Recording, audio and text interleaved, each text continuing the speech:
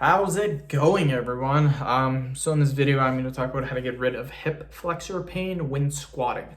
So before I get started, please subscribe to my channel if you haven't already. I do appreciate the support. It helps my channel grow. Please follow me on Instagram, DylanBurke999. So hip flexor pain is actually the thing that caused me to quit powerlifting. I was powerlifting for about 5 years. And I literally stopped because my hip pain was getting so bad. So I spent probably 2 years trying to fix the problem, just doing everything that I could to fix the problem. I would do leg stretches. I'd work on my form. I'd start with low weight, go back to high weight. Lots of resistance bands, moving my leg back and forth. Lots of foam rolling. Using a tennis ball, doing that, rolling that on my hips too. I went to the doctor for an MRI, found out my hips were actually fine. Had another doctor said it was bursitis. So it cost me a year or two of powerlifting. Why do you get it? You normally get it from squatting improperly or putting too much volume on your hips.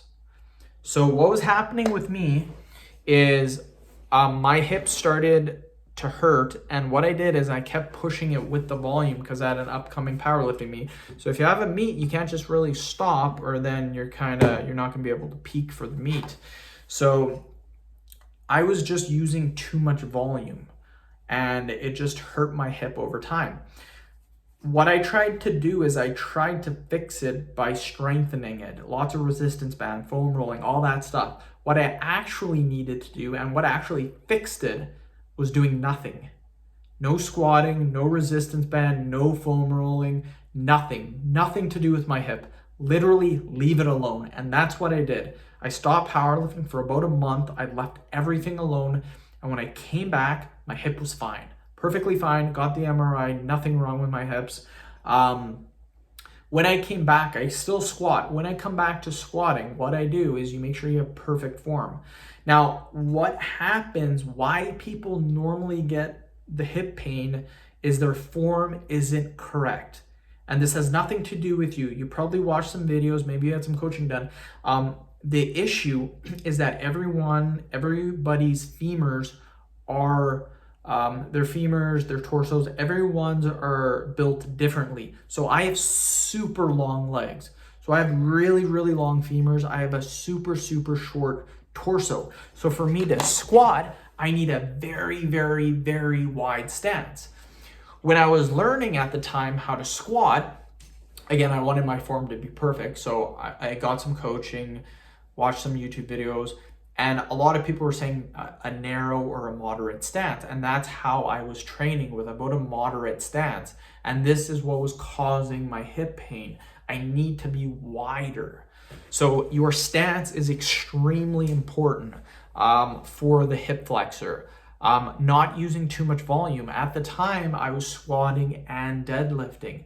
So I was doing a 5x5 with about 430 pounds. I was maxing out at about 480, 490, and then I was deadlifting 600 pounds too.